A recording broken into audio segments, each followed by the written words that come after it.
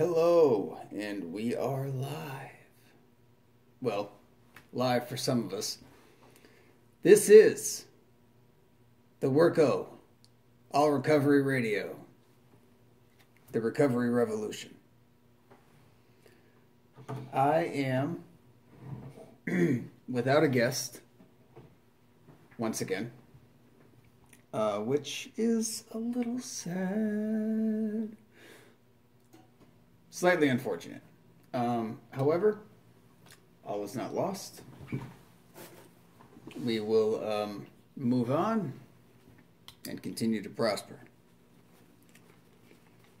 Today, I'm going to talk briefly about success and what it means for a person in recovery to succeed. I mean, there are varying levels of success, of course, and they are measured in a lot of different ways. Some people view success as being primarily money-driven.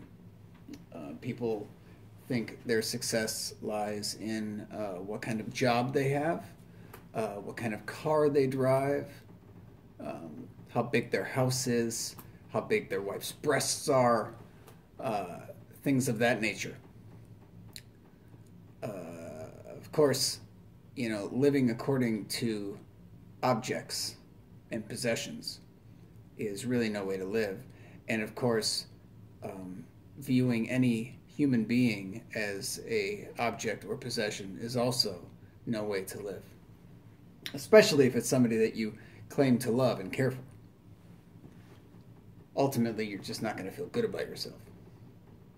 And then you'll probably feel a deeper need for stuff. Something's missing, something's lost. I don't know what I need, but I need something. So I'll fill the possessions, things, treating people like possessions and objects.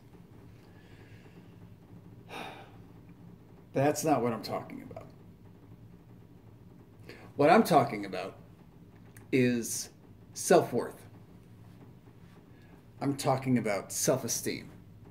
I'm talking about the fact that people in my life, in my recovery, since practically the day I stopped using, or 3 days after I stopped using, someone believed in me, and that gave me hope. And from that hope, built a little bit of faith in myself to accomplish something. Beginning with Commissioner Todd Moyer in his initial appearance court, just days after being arrested for possession of narcotics in June of 2009. He believed that, given the opportunity, I could go to treatment and possibly be successful in that treatment program. From there, I was introduced to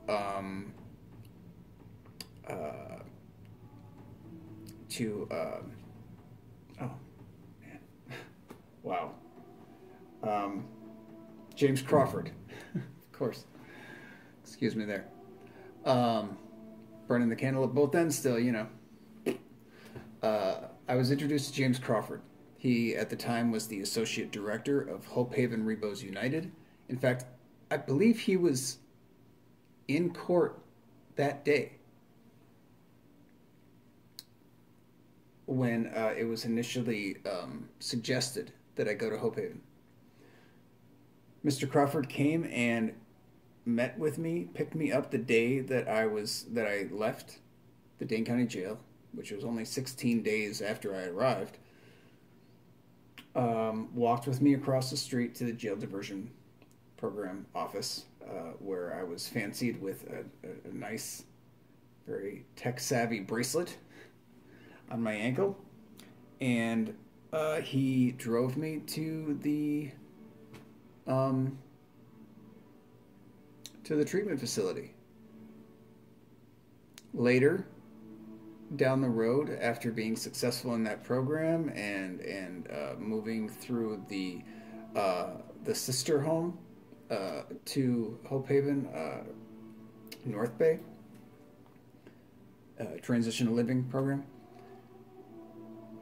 it was him who put it in my head, who suggested that, you know, maybe I think about going to school to become an alcohol and drug counselor, like him, who had, you know, he told his story of, you know, kind of having his sort of awakening in a prison cell, much like the one that I had been in the Dane County Jail.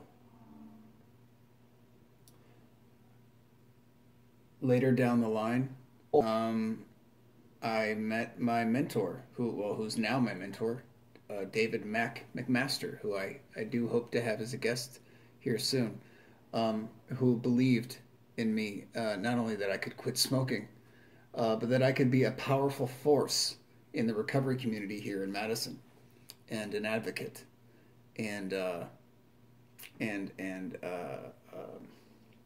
does he put it?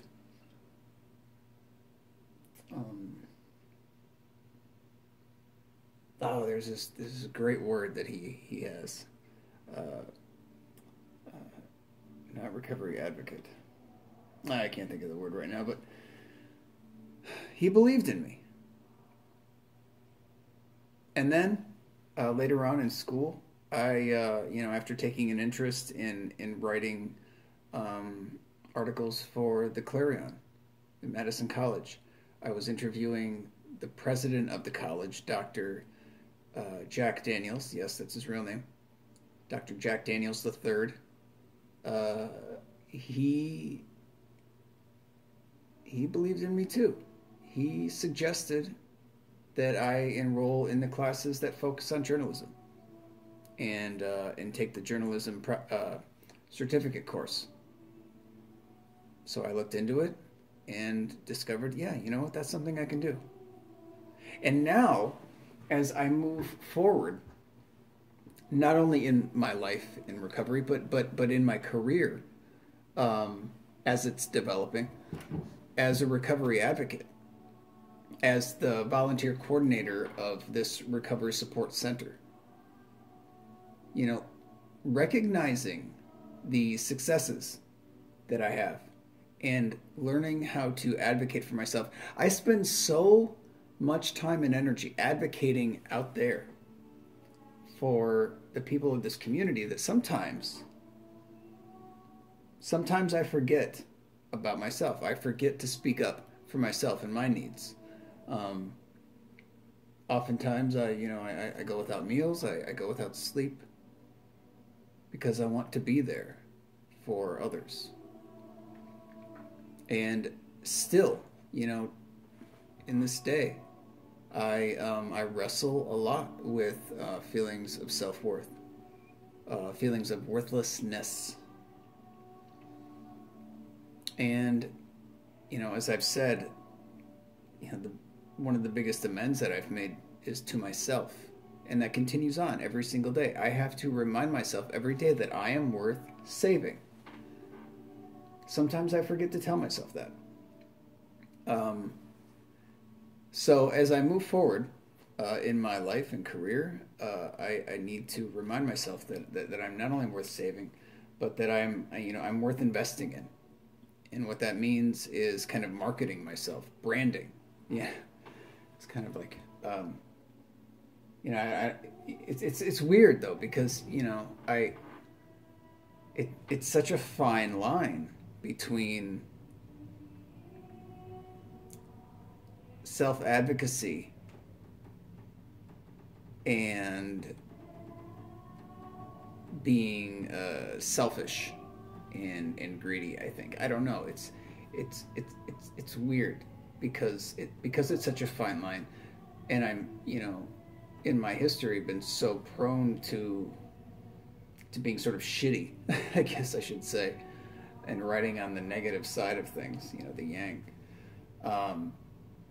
I get confused, you know, so it's important to know that my motivations are healthy and and you know, really like they're in the right.